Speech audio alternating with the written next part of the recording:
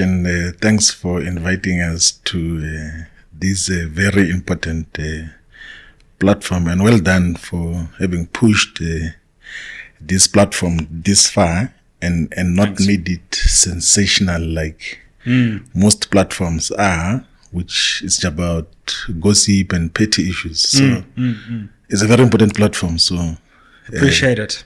Yeah. Thank you so much. Well, thank you. One of the biggest episodes was our first conversation. Oh, so we'll see what happens this time. Oh, yeah. The other conversation when we're in the other side. Yes. Yeah. Sure. Today we want to talk, and I'm very interested in MK Party, the constitution, and the future of the country as you see it. But maybe let's start with the choice to leave, and can you take us inside that decision and what brought you to that important point?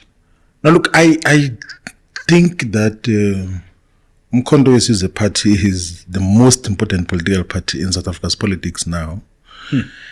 And it needed to take the direction and the shape that it's taking now. And upon realizing that there's been so many external attempts to destabilize it, like then decided that we perhaps should play a role because we've got the experience and the necessary temperament to could manage turbulent circumstances within an organization. And of course, that is due to the exposure to national leadership for a very long time now. I was saying to some of the leaders of Mkhonto is a party that I'm 41 years old now, but I've been in national leadership structures for more than 20 years. Wow. Yeah, in terms of how I got to deal with so many issues.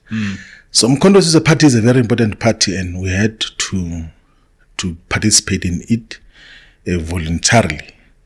And had to take a very bold and sound, possibly best decision to leave the Economic Freedom Fighters, which I played a central role in founding, in terms of how it got to be constructed. It's not a secret that I conceptualized the Economic Freedom Fighters, the name, the references of commissars, commander-in-chief, the 7 cardinal pillars, the founding manifesto, and all its key documents, including the documents which are constituting the Third National People's Assembly. Like I see the core and main document is the document which in my resignation letter I said should guide the organization on organizational redesign. So it's one of those things that had to be done.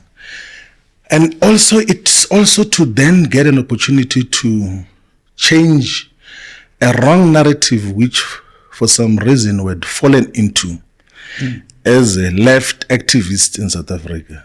You know that for some time, there was a period in the politics of South Africa where we were wrongly mobilized against President Zuma.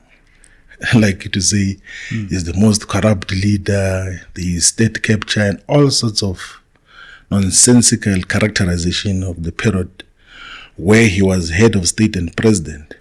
And we, of course, during that period, joined into the band, were gone and coincidentally joined by the establishment and mostly by even the descendants of the settlers who got to go into the Zuma must fall nonsense that got to happen that time.